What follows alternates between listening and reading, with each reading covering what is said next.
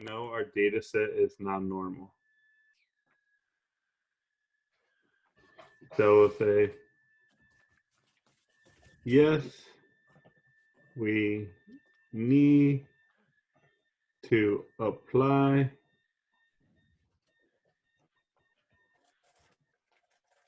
the central limit theorem because the distribution is not normal.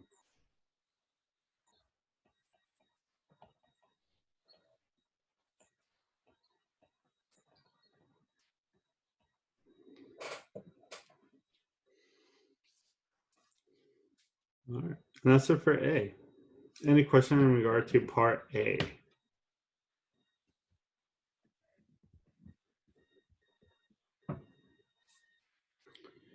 All right, so let's go ahead and do part B.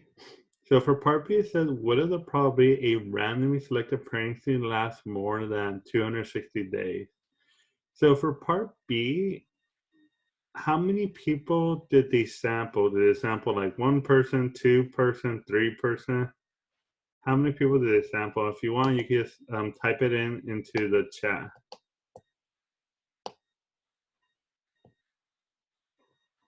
One. Yeah, good. So for this one, it's actually yes, one. So you have a sample size of one because it's a randomly selected pregnancy. So that just means they selected one person.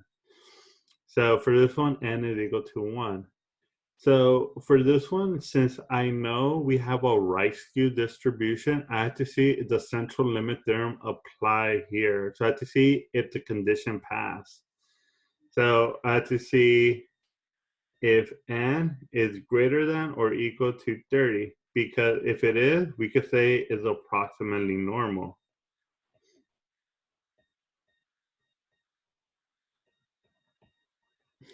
If it's smaller than 30, then we're going to say it's not normal, and pretty much we can't do this problem. So if you look at what we say n was equal to, we said n was equal to 1, which is smaller than 30. So for this one, the data set is not normal. So we'll say cannot find the probability. And the reason we can't find the probability because this is not a normal distribution.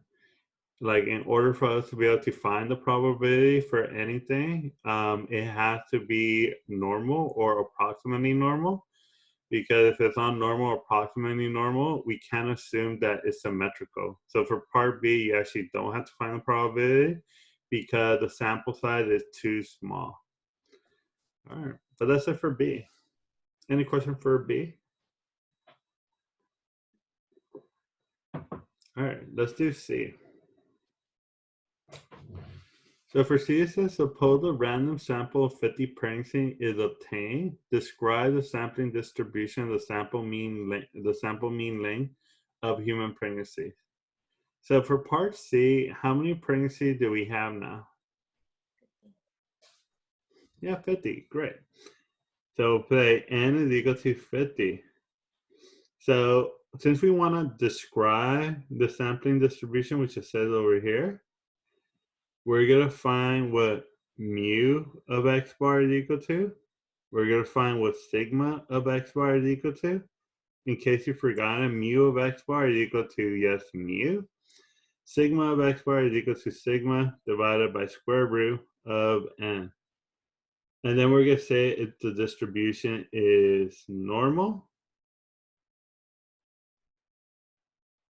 So we'll say normal distribution. We're going to say if it's not a normal distribution, or if it's approximately normal distribution. So that's what we're going to do right now. So let me kind of like make this a little bit smaller for that way we could see the mu and the sigma on top. All right. So if you look on top, when we found mu to be 266 days. So that's what we'll put right here. We'll say mu of x bar is equal to 266 days. Then what we're going to do, we're going to find standard deviation of x bar. Standard deviation of x bar, if you remember, we found standard deviation to be 16. So we'll put 16, but you have to divide that by square root of n, which is 50, because they tell us we have 50 pregnancy. So let me go ahead and calculate that. So if you have your calculator, you do that in your calculator. If you calculate that, you actually get 2.26. All right. So that's my mu of x bar, and that's standard deviation of x bar. Any question in regard to any of those? All right. So up next, we're going to do figure out if this is a normal distribution, not a normal distribution, or approximately normal distribution. So in order for it to be a normal distribution, the problem had to tell us it's a normal distribution. But if you kind of remember, the problem tell us is a skew right distribution. So I already know it's not a normal distribution. Up next, I want to figure out if it's either not a normal distribution or if it's approximately a normal distribution. To figure that out, we're going to use the central limit theorem. So right here on the right, we're going to check for the central limit theorem. So for the central limit theorem, it says if n is greater than or equal to 30, we're going to say is approximately normal. N in this case scenario is 50. So we have to see is 50 greater than or equal to 30. So is 50 greater than or equal to 30? Yes. Yes. Yes. So since n is greater than or equal to 30, we could say is approximately normal because of the central limit theorem. So, oops, cut it off a little bit too early. So we say is approximately normal distribution because the central limit theorem, the condition passed because n is greater than or equal to 30. And that's it for C. Any question in regard to C? Yes, not normal. That would be when it's like it just doesn't meet 30. Yes. So And if you look at problem B, that will be non-normal. Okay, if you look at it, n would equal to 1. So since 1 is less than 30, we said it was non-normal. Okay. Cool. Good questions. All right. So that's it for C. Any question in regard to C? All right, so let's do D. So D is finding the probability. So for part D, it says, what is the probability that a random sample of 50 pregnancy has a mean pregnancy period lasts more than 260 days? So let's go ahead and draw this out.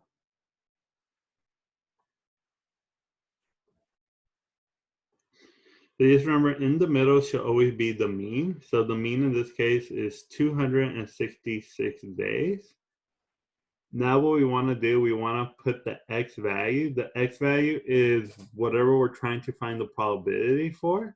So we're trying to find the probability that a pregnancy period lasts more than 260 days.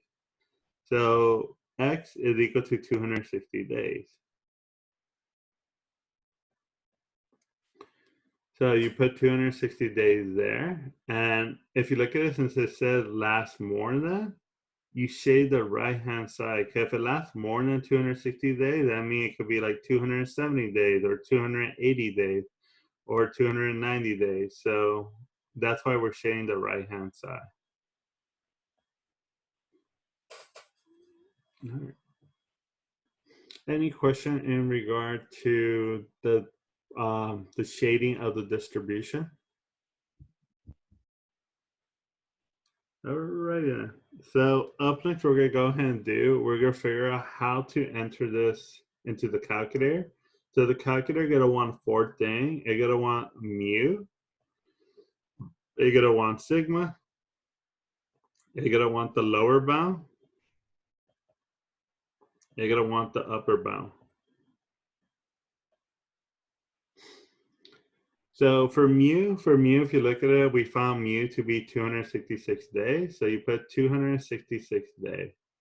If you look at standard deviation, oh, sorry about that. If you look at standard deviation, we want to find what would standard deviation be for 50 pregnancy. So that means you want to use 2.26. So we use 2.26.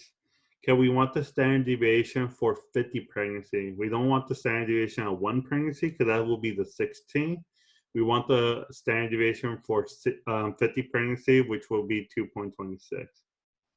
All right. Everybody so far good with that? Okay, so then to figure out the lower bound is the lowest value that gets shaded. So if you kind of look at the arrow that I'm drawing right now, that's the lowest part that gets shaded. So the lowest part that gets shaded will be 260. Now we want to find the highest value that gets shaded. If you look at it, there really is no cutoff for the highest value that gets shaded. I'm just pointing at the right toe. So since I'm pointing at the right toe, that means it keeps going to the right side. So technically it's going all the way to infinity. If you're using the TI-83 or 84, you kind of have to just know that your calculator doesn't have an infinity option. So for you, infinity is going to be 10 to the 10 power. All right. Everybody good with those 4 things? All right. Yes. So I'm gonna go over and first we're gonna do this in class calc and then we'll do this in the TI-83 so that way in case you forgot how to do it, you get a quick little reminder of how to do it.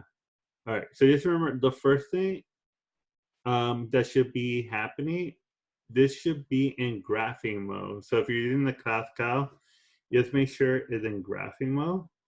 Let me put up my keyboard. So the first thing you wanna go ahead and do is use stats. You want to go ahead and use advanced. Or do you want to use it? Yeah, so use advanced. Oh, sorry. You want to use distribution / plot. So just remember his stats, distribution / plot, and you want to go over here where it says a normal distribution. So if you look at it, it's asking for the mean and it's asking for sigma. So for mean, we're going to put 266 days.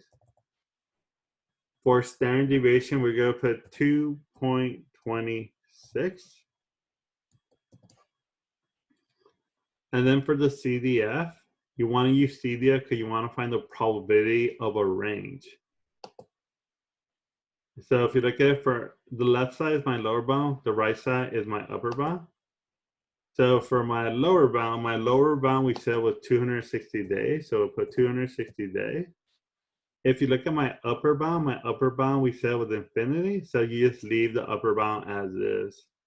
So we get the probability that a pregnancy for 50, well, the probability of 50 pregnancy will last more than 260 days is equal to 99.6%.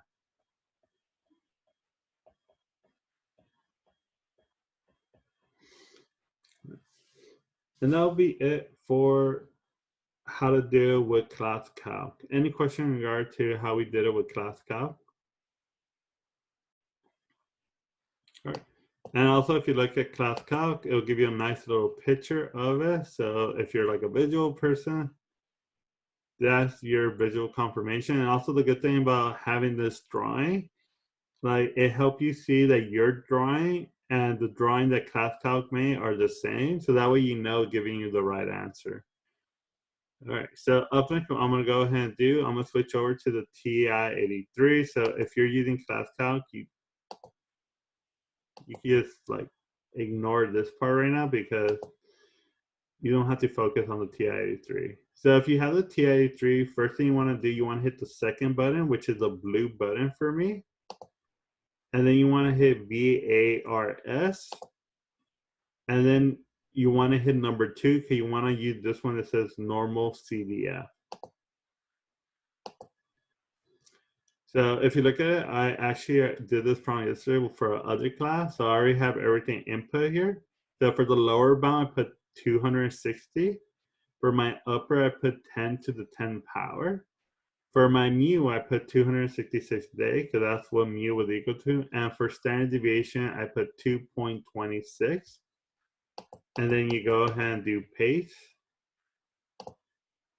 You press enter, and you get 0.996. So you get exactly the same answer that we got when we did class calc. So any question on how to deal with the TI-83?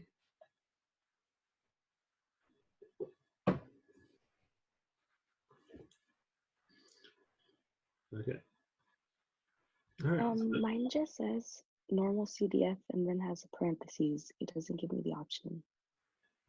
Okay, so for yours, it should look something.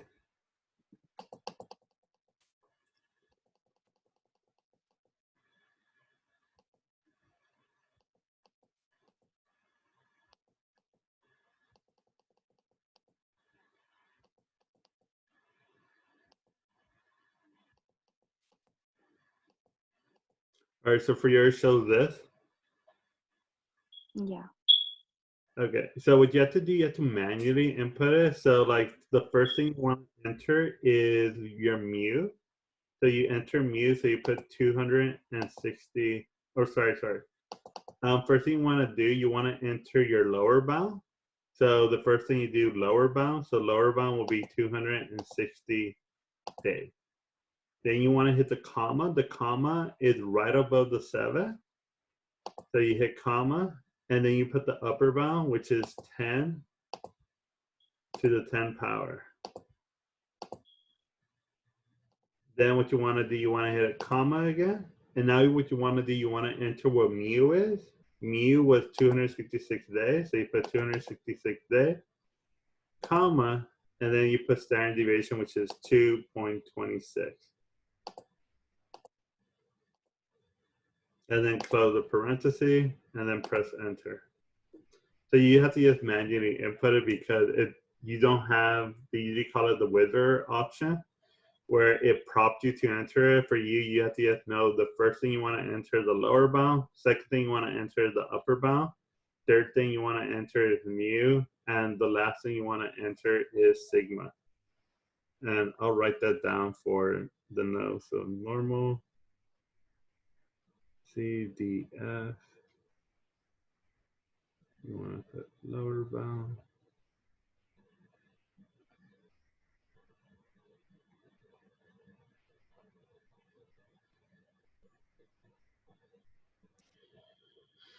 Yeah, so for you, you have to just manually input it, so it shouldn't be that bad.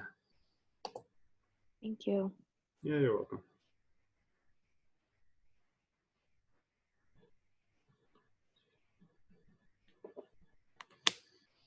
Yeah, so if you look right there, I put that in, so that way you can jot it down. So for normal CDF, it's always lower bound, then you put a comma, then you put the upper bound, then you put a comma, then you put mu, and then you put a comma, and then you put sigma.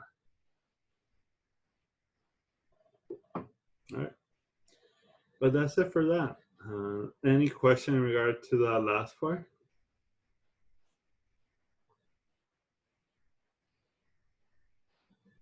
All right. So let's move on to the next thing. So we're all done with chapter 15. So we're gonna go on to chapter 16. And chapter 16 gonna do with confidence interval. So if you have notes, switch over to chapter 16 notes. If not, yes, pretty much, just follow along. So for chapter 16 notes, you are gonna use a table. And the table already input it into, what you call it? Already input it into Blackboard. So I'm going to show you where the table is at. For that way, you know where to go to get this table. So for you, you just want to go where it says contents. Everybody see right now a Blackboard?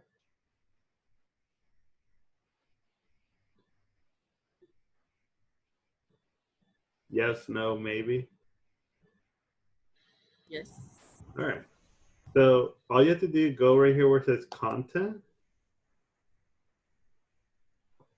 And then right here, you can see a T table.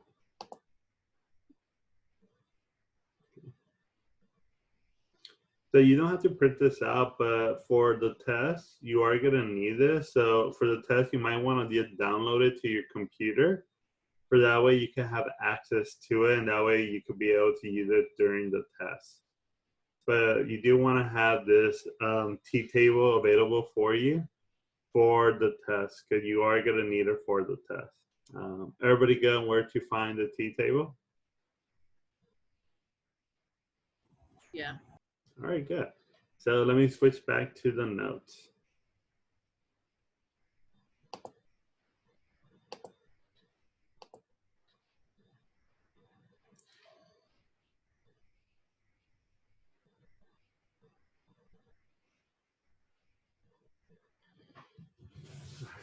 So for chapter 16, we're going to be dealing with confidence interval. Confidence interval, pretty much with confidence interval, we're trying to make pretty much a conclusion about the population.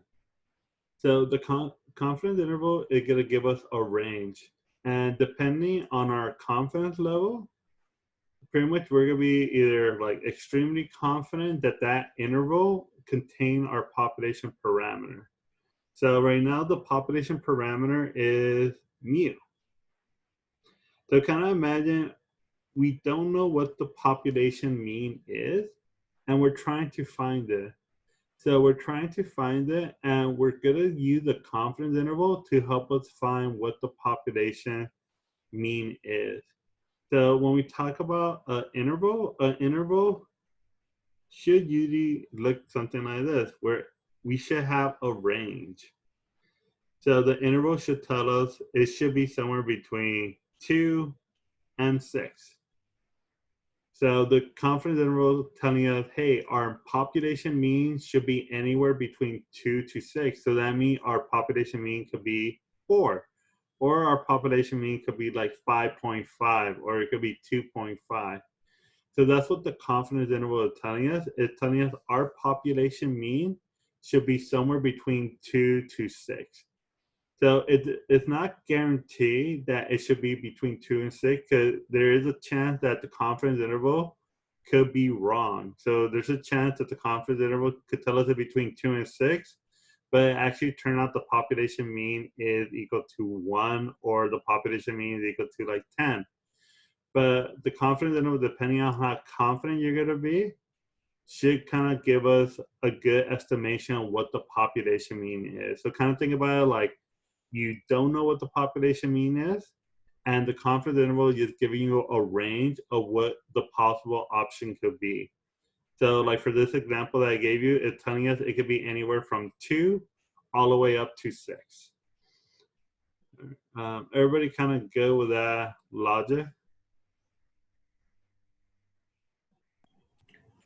It's kind of confusing. Yeah, it's kind of confusing because, well, kind of think about it this way. Let's say you lost your car keys. So the confidence interval should help you find your car key. So say if I tell you your car key should be in your kitchen, like pretty much you have to look through your entire kitchen to find it. But it's possible that the car key can't be, well, that your car key are not in the kitchen. So our confidence interval kind of work the same way, where it's telling us where to look for the population mean, but it could be possible that where we're looking at is not the correct place. So you kind of think about it, we lost our population mean, and we're trying to find what it could be, and the confidence interval kind of giving us where should we look for it. So telling us we should look for our population mean to be anywhere between 2 to 6. Does that kind of help it out? Yeah. All right, good. So let's get to the formula.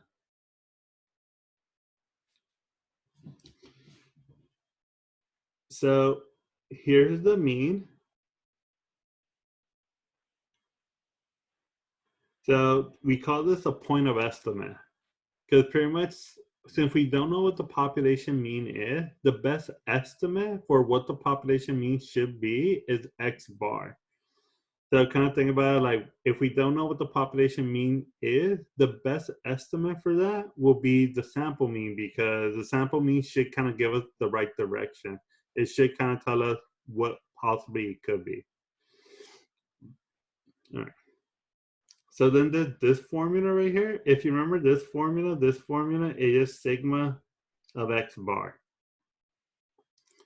So that's nothing new. What is new is this thing that we call margin of error. So in order to find the margin of error, you're going to get your standard error, which is this, and multiply by this z value. And this z value, this is why we need the t-table, because the t-table is actually going to give us that value. Right. And the margin of error is just going to be kind of like telling you like how big or how small of an error are we expected to have.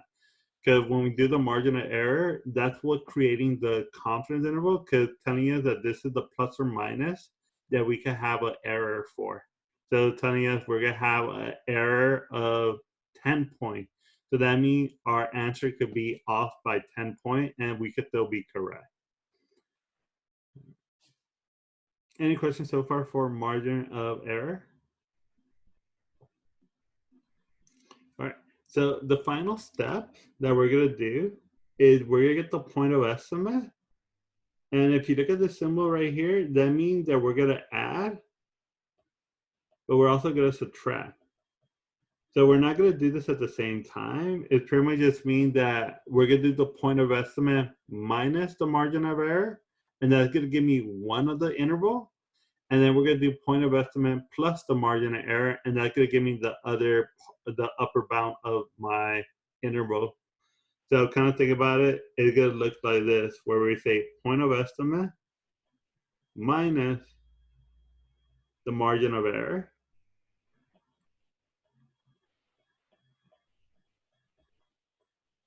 And we're also going to do the point plus the margin of error.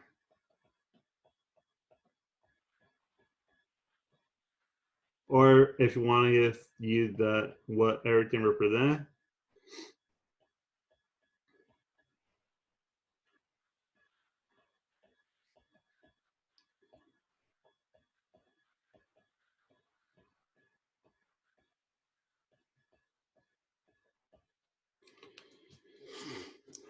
So that's what we're going to do. We're going to subtract the margin of error and we're going to add the margin of error. And the reason why we're adding and subtracting the margin of error, because that's the error that we're given. Everybody kind of good with that formula? All right then, so let's go ahead and do a problem.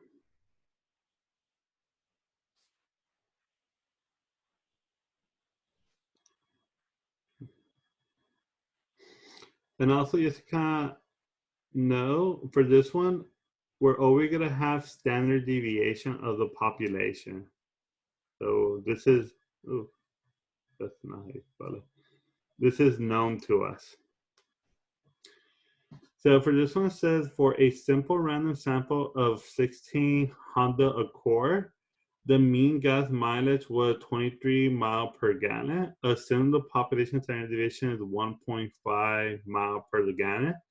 It is known that the distribution of the 2005 Honda Accord is normally distributed. All right, so let's go ahead and get some key numbers here. So what is the 16? What does the 16 represent?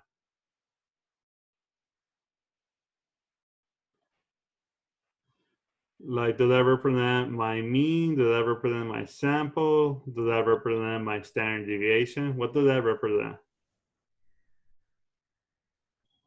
Sample. Yeah, good, sample. So we'll put N for it. What about the 23 mile per gallon? What is that? Mean. Mean, but this is the sample mean. So we'll put X bar is equal to 23. All right, lastly, the 1.5, if you look at it, it says this is the population standard deviation. So that's sigma. So that's 1.5. All right. Everybody good so far on those values?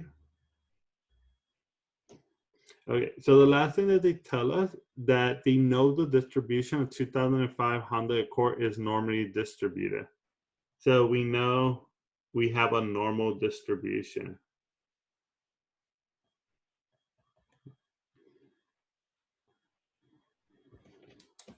All right. Any question with anything so far I have in red?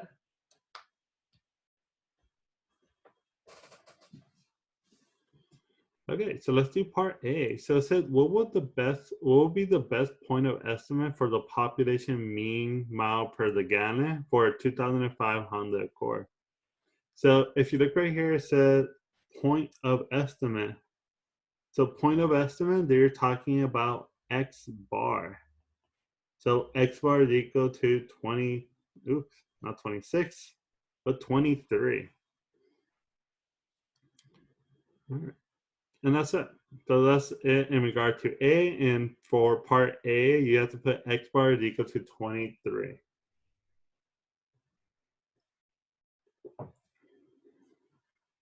right. Everybody get how to get the 23 for my point of estimate? Okay. All right. So part B, if you look at it, it says find the margin of error for a 95% confidence level and explain what it represents. So for this one, we want to note down some things. So we want to say confidence level. Oops. Is equal to 95%. All right. So if you remember the formula for margin of error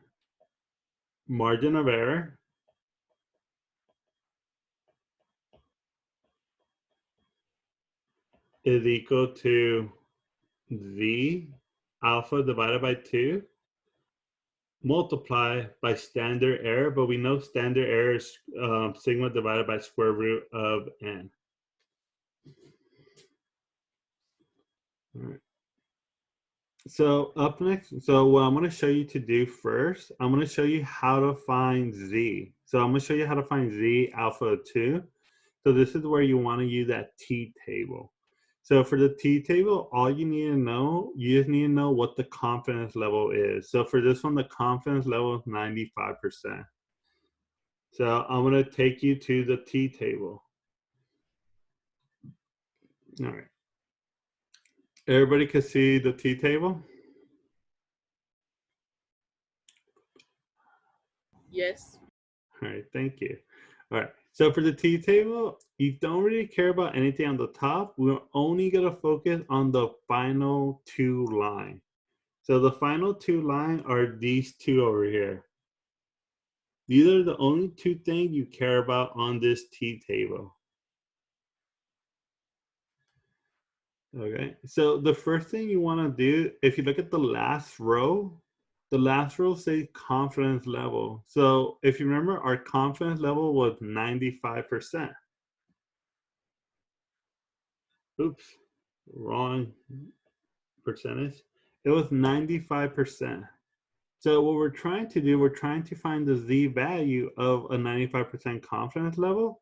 So all you have to do is just use the value on top, because if you look on the side, say this is the Z value. So to find the Z value, all you have to do is just locate the 95%, and then you get the value right on top of it. So that's 1.96. Any question on why I'm selecting 1.96? All right, so let's move on. So for this one, we know Z alpha divided by 2, this is equal to 1.96. All right, so wherever I see this value, you put 1.96. So you're going to replace that entire thing with 1.96. So I'll do that right now. Here, let's change the color. So we'll say 1.96 We're going to multiply that by standard deviation, which is 1.5. And you're going to divide this by square root of n, where n is equal to, what did it tell us n is equal to? 16. Don't forget the square root. All right. Any question I get 1.96 times 1.5 divided by square root of 16? So the z and the other two, they're always gonna be together. Like we don't have to add numbers in it. No, pretty much to find the z value, you have to find the confidence level and then the number right above it. That's your answer. No, yeah, but I'm talking about because you know it's z and then that one weird thing on the top divided by 2. Is that always gonna be together? Yeah, like once you find the z value from the t table, you replace this entire thing I have in yellow with that number. Okay. Okay. So you don't have to do anything divided by 2 or anything like that. Once you find the z value, you pretty much did all of that. Oh, okay. Thank you. Yeah.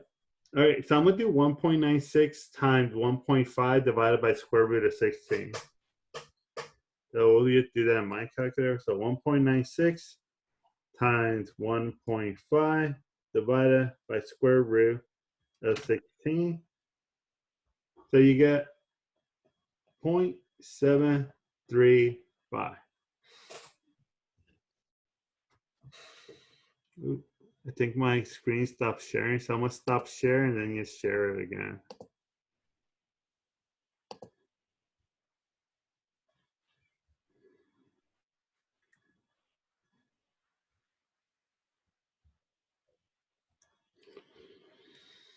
All right. And that's your answer for part B. So my margin of error is 0.735. So the 0.735 is telling us how much we could be off. So saying our population mean could be off by 0.735. All right. Everybody good for part C? Well, sorry, part B. All right, let's do part C. So for part C, it says construct a confidence interval for the mean gas mileage of the 2005 Honda Accord and interpret it. So for the confidence interval, we have to get X bar plus or minus Z alpha divided by 2 times sigma divided by square root of n. So if you look at this one, we already found X bar. X bar was equal to 23. You want to add it and subtract it to this, which is the margin of error, which we found to be 0.735. So then we're going to do 23 minus 0.735. We're also going to do 23 plus 0.735. All right. So far, everybody good? I got 23 minus 0.735 and 23 plus 0.735. All right, so let me do that in my calculator, and then we'll almost be done with this. So for the first value, we're going to get 22.265. For the second value, we're going to get 23.735. And that'll be it for that very first, well, for part C. Any question in regard to how we found the confidence interval for part C? Okay, so let's do the interpretation. So the interpretation, so let me do the interpretation for you.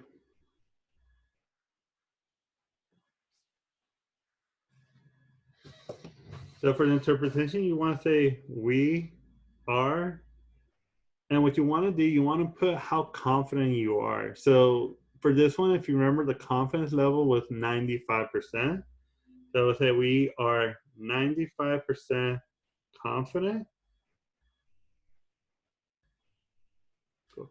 So you always want to start by that. You always want to say what's your confidence level. So the confidence level depends on the confidence level that you use for your confidence interval.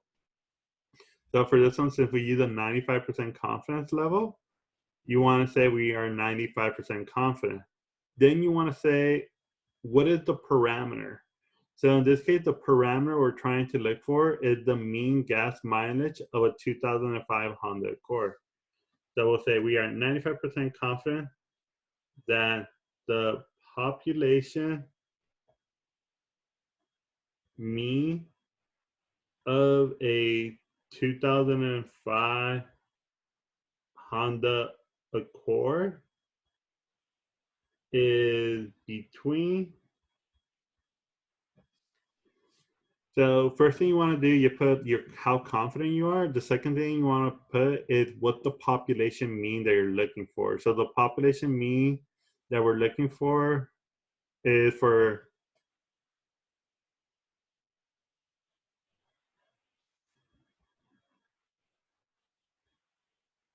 and I forgot to put mileage.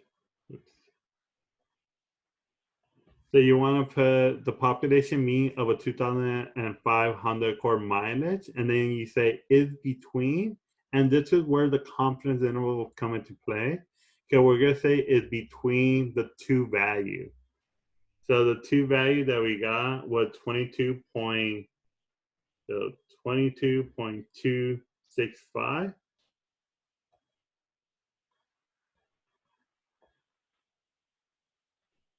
and 23.735.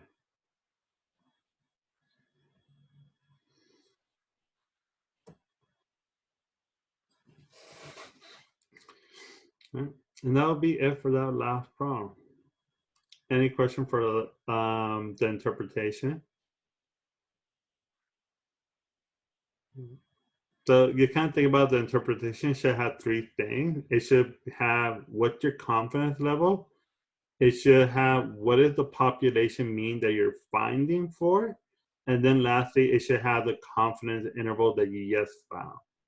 So for the interpretation, it should have all of those three things. So let's do part D. So part D says, based off of the confidence interval found in part C, is it likely that the mean gas mileage of a 2005 Honda Accord is 15?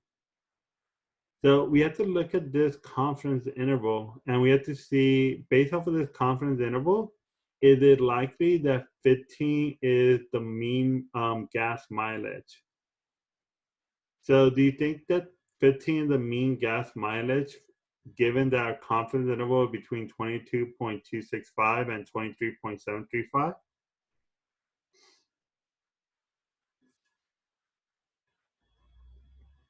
Because if you kind of remember, like the confidence interval telling us the population mean should be in between these two values. So if the confidence interval is telling me it should be between 22.265 and 23.735, but I'm asking, is it possible the 15 mile per mileage could be the population mean? The 15, since the 15 doesn't fall between these two values, we're gonna say no. So we'll say, no, since 15 does not fall between 22.265 and 23.735. And once again, I lost connection.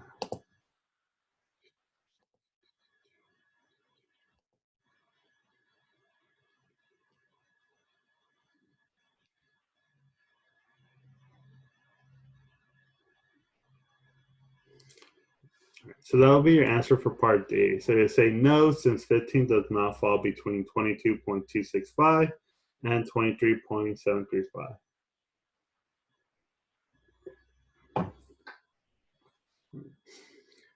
Any question for part D? Okay, so I'm going to show you how to get this final answer of 22.265 and 23.735 in class calc. So if you have ClassCalc, make sure you have it available for you. For that way you can kind of follow along. So let me do a new share. And I'll also show you how to do it with the TI-83 for people using the TI-83. All right. So first thing you want to go ahead and do, make sure it's in graphing mode. Go to stats. And for this one, I think you have to go to tests. Let's see. All right. So if you look all the way on the right-hand side, you should be able to see something that says Z-INT. The INT just stands for interval. So you want to go where it says Z interval. So you want to go to stats, go where it says tests, and it should be in the first row, and it should be the very last one on the first row. So hit Z interval. Right. So if you look at the Z interval, it's asking for 4 things. It's asking for sigma. Sigma in this case was 1.5. Then it's asking for the mean. The mean in this case was 23. It is also asking for n. N is equal to 16. And lastly, 16, not 18. And then it's asking for confidence level, where confidence level we said was 95%. Isn't it 0.95? Yeah. 0.95. And if you look at it, it gave us the answer that we got using our calculator or using pretty much by hand. But that's it. Any question on how to use the ClassCalc? All right, so let me transition over to the TI-83 for people who have TI-83. So if you have a TI-83, what you want to do, you want to hit the stats button, and you want to move it over all the way where it says tests. If you look at number 7, where it says Z interval, that's the one you want to use. So you want to go all the way down to number 7. All right, so in case you didn't follow along, so you want to hit the stats button. You move over all the way where it says tests, and you go all the way down to number 7, which is Z interval. So for this one, it asks you, do you want data or stats? Data, if you have a data set. Stats, if I give you the means, the standard deviation, and I give you a sample size. So for us, since everything was given to us, you want to use stats.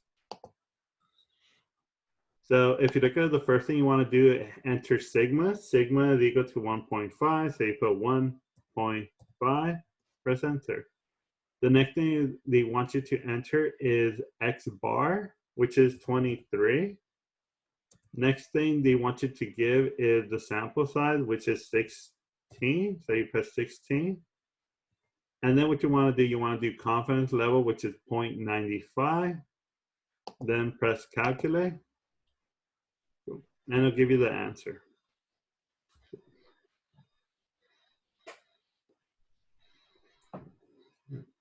Any question in regard to how to deal with the TI-84? All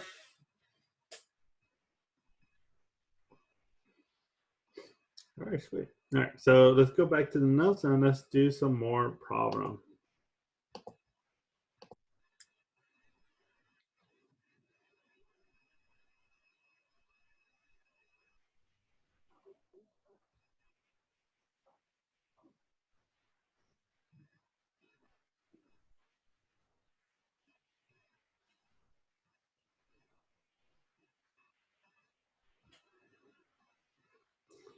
All right.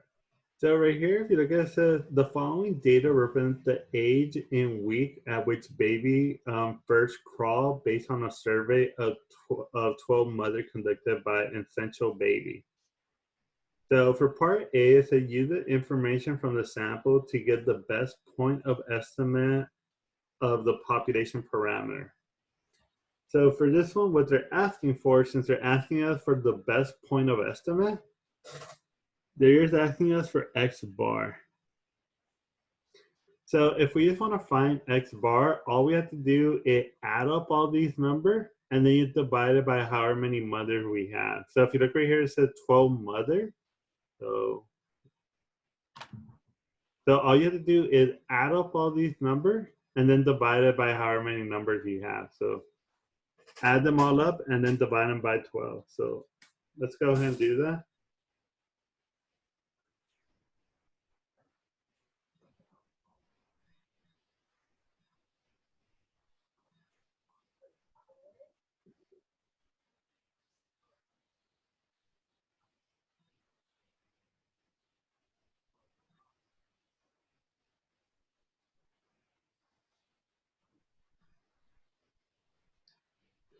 All right, so if you add them all up, you should get that the summation of X is 459. So you do 459 and then divide them by 12.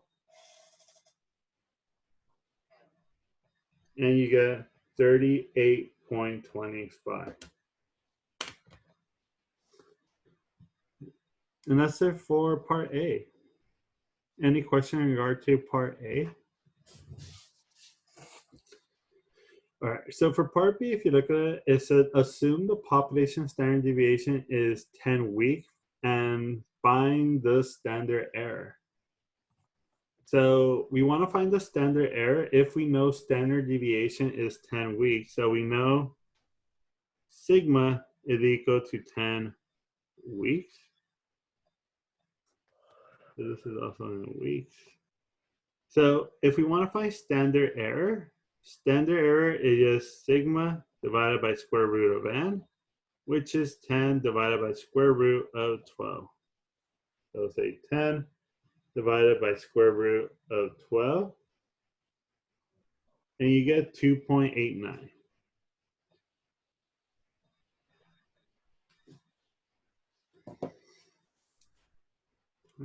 Everybody go where the 2.89 come from? All right, so let's do C. So for C, it says constructing 95% confidence interval estimate of the mean age at which a baby first crawl. Assume the data come from a normal distribution. So what we're gonna do, we're actually gonna use Class Calc in order to do this one. So I'm gonna share my Class Calc.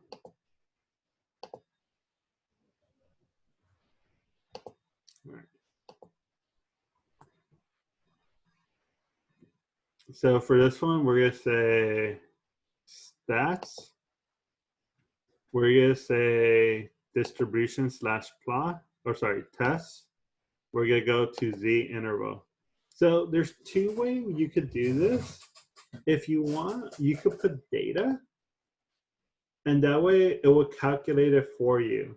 It will calculate the mean for you. But if you want, since we already calculated the mean, you could just put the mean in. But I'll show you how to do it both ways in case you want to put data. So in this way, all it want is sigma. So sigma will be 10. If you look at it, the next thing you want is L. So L represents that it want a list. So it just wants you to put all of the numbers in. So I'm going to put all of the numbers in. So we're going to put 40, 52. We're going to put 30. We're going to put 44. We're going to put 35. We're going to put 47. We're going to put 37. We're going to put 56. We're going to put 26. We're going to put 39. And then we're going to put 28. And then the last thing we're going to put what our confidence level is. If you look at this one, we want a 95% confidence interval. So we'll put 0.95. Cool. And if you look at it, it'll give us that answer. So it gave us that answer that mu is between 33.20205 and 45.59795. And that's your final answer. Any question in regard to how to use the data? How did you put the brackets? The bracket should already been there. Cause here, let me do it again. So if you look at it, when you go to stats, you go to tests. If you go to the interval,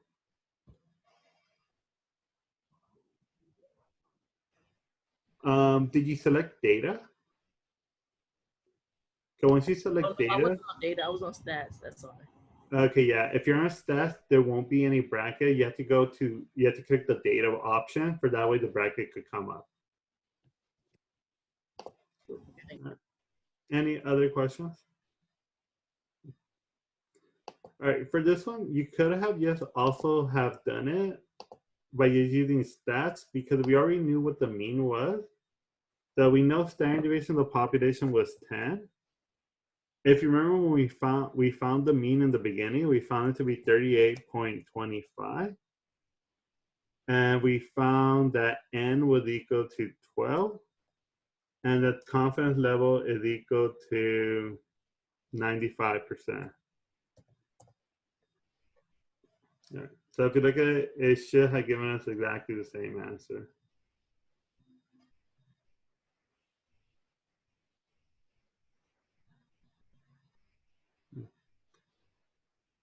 Yeah, it's slightly a little bit off, so that's fine.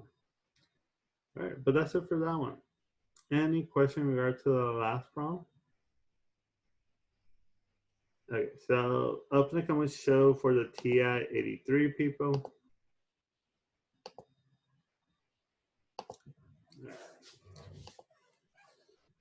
So if you have a TI-83, what you want to do, you want to hit the stats button over here. It's right below the delete button. So you hit stats. And what you want to do, you want to go to edit because you want to enter the numbers. So right now I have a bunch of numbers. Let me clear that up.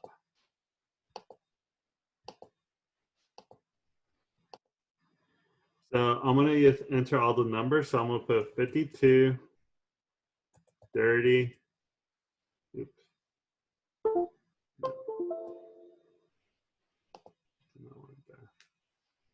I want 30, 44, 35, 47, 37, 56, 26, 39, 26,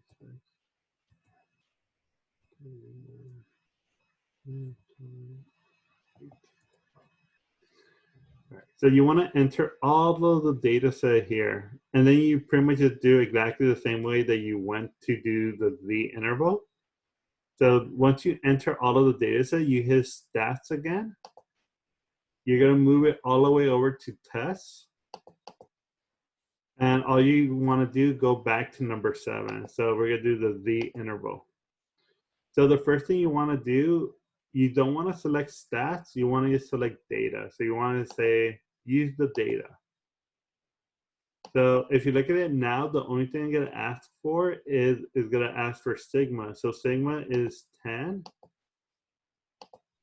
For list, it's just asking where do you enter the data set. So since I enter my data set in L1, I'm going to just leave it at L1. Frequency should always be 1, so just leave it as 1. And then lastly, confidence level is 0.95. Then go ahead and calculate. And that's your answer.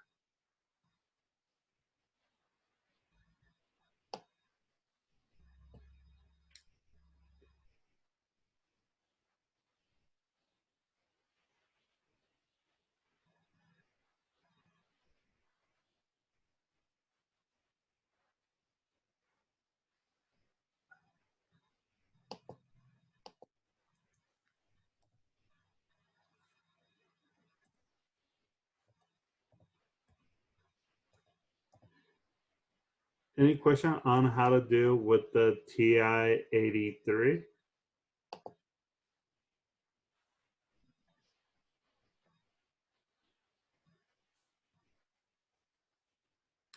Very sweet. So that's it in regard to that last problem.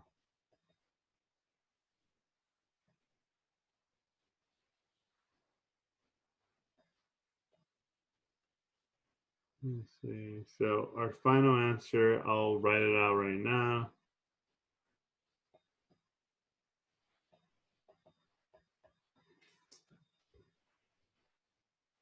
All right, so let me just share my notes.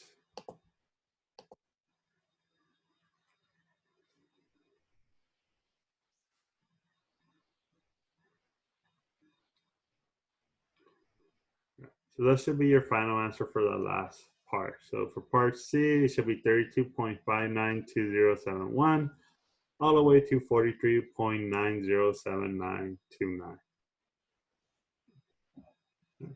So let's go on to the next problem.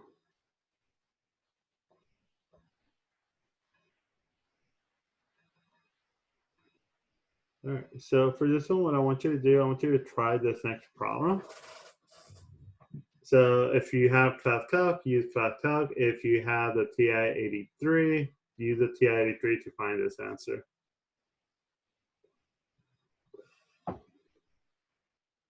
Now, if you have any questions, you can either message me or just pretty much talk to me.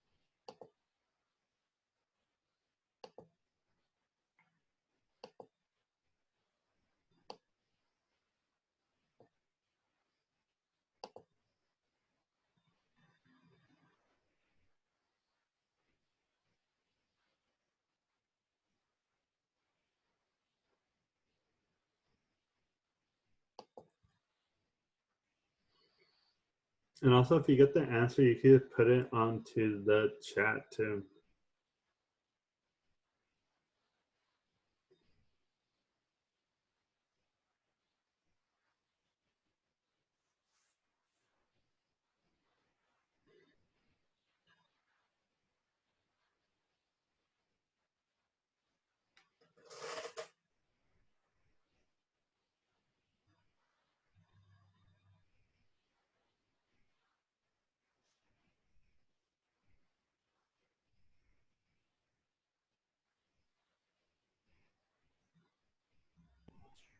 Do I have to go to the Z table to look for the 99% confidence interval? You can if you want to do it by hand, but if you want to just do ClassCalc, you can just use ClassCalc. Okay. Okay.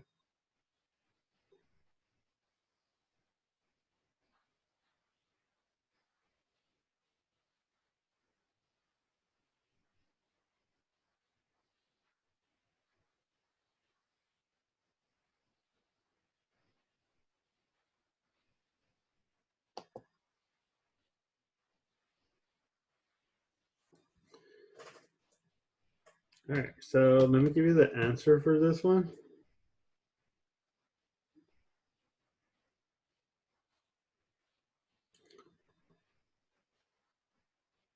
So if you kind of look at this one, they gave you the sample mean, so they gave you the point of estimate to be 1,230.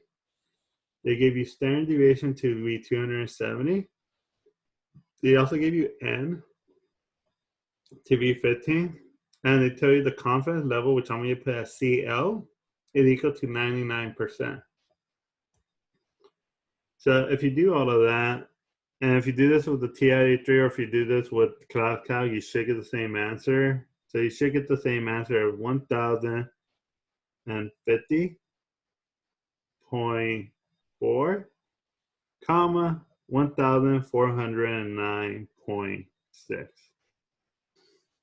And that should be the confidence interval that you get for this problem. And that's it. Any question in regard to how to get that confidence interval?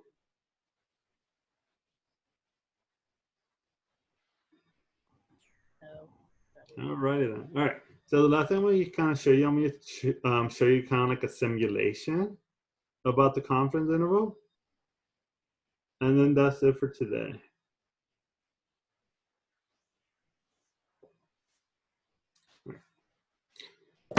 So whenever we're doing a confidence interval, it's not meant to be done just one time. It's kind of meant to be done multiple times. So that's kind of where the confidence level comes from. So let me put confidence level of 40. Oh, sorry, N is 40. So say if I do one sample, that's your confidence level. So, well, that's your confidence interval. So the confidence interval, you're telling us, if you look at that red, well, sorry, not red, but if you look at the green band, pretty much it's giving me a range. So if I actually click on it, it will give me the range that is showing. So showing 0.320 all the way to 600, well, not 600, all the way to 0.630. So that's the range. So telling me it's anywhere from 0.320 all the way to 0.630. If you look at the black vertical line, that's the population proportion. Actually, let's move from proportion to mean.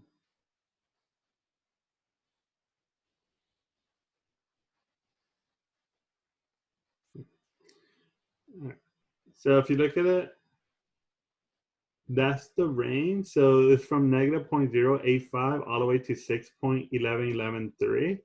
And the middle is our population mean, which is the 0.50. So if you look at it, if it's green, that means it actually captured and it was correct. So the range that it gave us actually captured the mean. So, well, I kind of want to show you right now what's going to happen with this range as I change the confidence level. So say if I go from 95%, say if I change it to 99%, I want to see how is that going to affect my range. So I'm going to go another sample.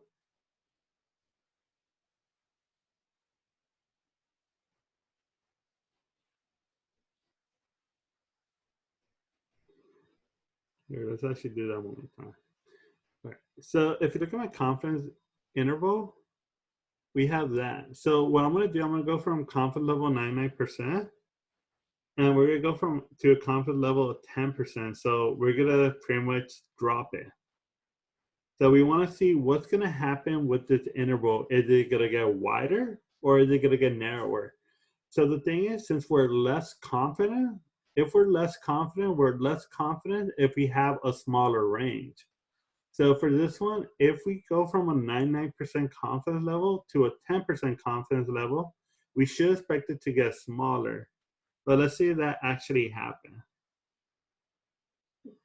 All right, so if you kind of look at it, it did get extremely smaller because if you look at it, you can't even see it because pretty much the confidence level is 10%. So it's telling you it's not going to be right most of the time. So if you look at it, it got extremely smaller. So let me change it back to, let's change it to 95%. Cool. All right, so if you look at it, once we went from 10% to 95%, it actually got bigger. So if we get a bigger confidence level, we should expect it to be wider. if we get a smaller confidence level, we should expect it to be narrower. So whenever we talk about the confidence level, you're telling us if we repeat this activity or if we repeat the method many, many times, how many of those times would it be correct and how many times would it be wrong? So when we do the 95% confidence level, it's telling us this method will be right 95% of the time, and the other 5% of the time it will be wrong. So to kind of illustrate that, let's do this 100 times, and then that's pretty much it for me for today. All right, so if you look at it, if you count the red means that it didn't capture the population mean. So if you look at how many red do we have 1, 2, 3, 4, 5.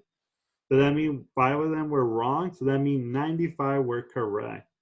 So in this case, it was right 95% of the time. So that's what the confidence level is representing. If we repeat this activity many, many times, how many times would it be correct? How many times would it be incorrect? All right, so that's pretty much it for me today. So just remember on Thursday, pretty much it's just gonna be reviewed. So if you still haven't done the practice exam on Blackboard, you do wanna do that. And for that way, if you do have any question, I'll take question on Thursday. So Thursday, it's gonna be yes a review day, and then on the weekend, you're gonna have your pretty much last exam before the final. Any question in regard to that? Is what chapter is the last exam going to be on? Yeah. Most likely, it's gonna be on hypothesis testing. On what? Hypothesis testing. So the next chapter that's coming up, chapter 18. Oh, so it's not gonna be about what we just learned. You're talking about the final? Yeah. Well, the final will cover some of that, but it's mostly going to focus on hypothesis testing. Okay. Okay. Any other questions? All right, sweet. So that's it for today. So I'm going to end the meeting, and I'll see everybody on Thursday.